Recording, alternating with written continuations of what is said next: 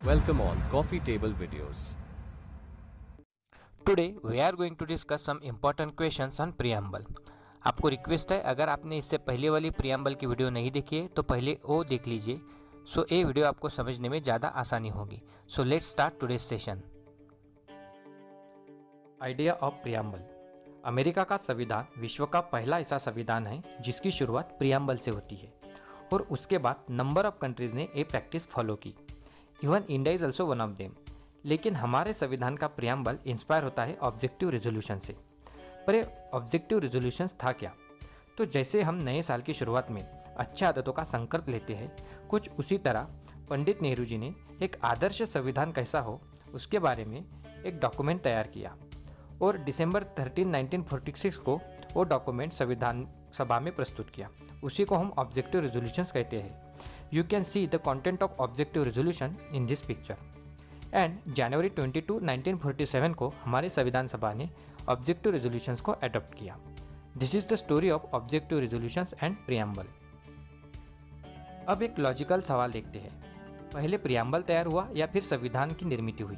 The answer is पहले संविधान बना और उसके बाद प्रियम्बल बनाया गया। How? Let's see. What is preamble? Preamble is a introduction to constitution, यानी प्रियम्बल हमारे संविधान की प्रस्तावना है और कोई भी किताब की प्रस्तावना उस किताब की पहचान होती है। उसी तरह हमारे संविधानकर्ता भी चाहते थे कि हमारा संविधान का प्रियम्बल पूर्णतः हमारे संविधान की पहचान बने, एक ऐसी पहचान जो संविधान की फिलॉसफी बता सके। इसलिए संविधानकर्ताओं ने पहले संविधान की निर्मित की और उसके बाद संविधान को अनुरूप प्रियम्बल बनाया गया। अब ये लॉजिकल सवाल के बाद एक कॉन्स्टिट्यूशनल मैटर डिस्कस करते हैं, which is whether preamble is a part of constitution और नॉट। प्रियम्बल संविधान का हिस्सा है या नहीं? इस सवाल के जवाब के लिए हमें सुप्रीम कोर्ट और उसके जजमेंट हेल्प करेंगे। First time this issue discuss in constitution assembly और असेंबली ने प्रियम्बल को संविधान का हिस्सा बताया। देन 1960 के बेरुवारी केस में सुप्रीम कोर्ट ने एक जजमेंट पास किया। As per this judgment preamble was not a part of constitution. फिर आया 1973 का केशवानंद भारती केस।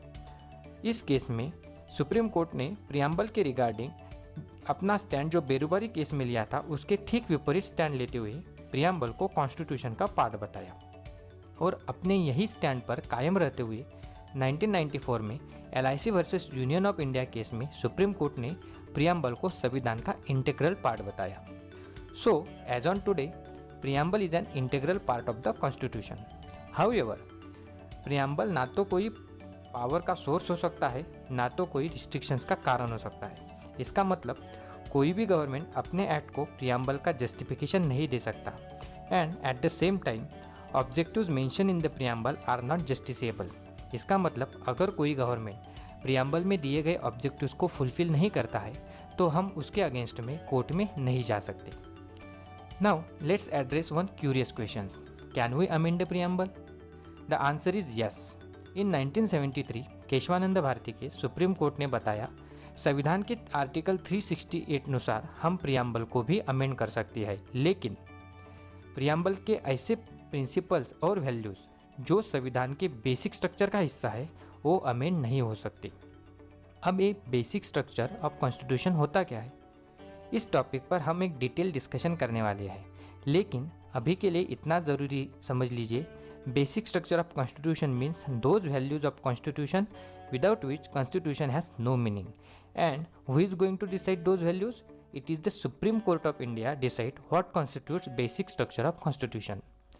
अभी क्यूरियोसिटी के बाद फैक्ट्स भी देख लेते हैं। How many times preamble is amended? So this is the preamble when we adopt a constitution and this is the current form of preamble. One can easily identify changes in between these two documents. No deletion but addition of 3 words: secular, socialist and integrity. And these 3 words added in preamble by 42nd amendment 1976. So the answer of our question is only once in 1976 preamble to the Indian Constitution was amended. Before taking new questions, if you like my videos, please subscribe the channel because in future we are going to discuss a lot of issues on this platform so that your spare time becomes your spark time. Now let's address some implementation based questions. The question is, on August 15, 1947, when we got independence, the political nature of India was: option number 1, India was a democratic but not republic. Option number 2, India was a democratic but not republic. Option number 3, India was a republic but not democratic. And option number 4, neither democratic nor republic. We have already discussed what is democratic and republic in detail in last video. The link of the same in description below.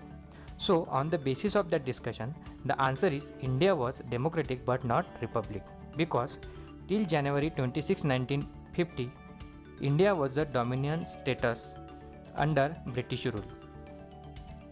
Now one more question in same category. When India becomes sovereign? Number 1, on 15 August 1947, on 26 November 1949, and on 26 Jan 1950. The answer is 26 Jan 1950. It is because till 26 Jan 1950, India was a dominant state and the executive authority was exercised by Governor General on behalf of King George VI. अब examiner का सबसे पसंदीदा part, that is who said what about preamble.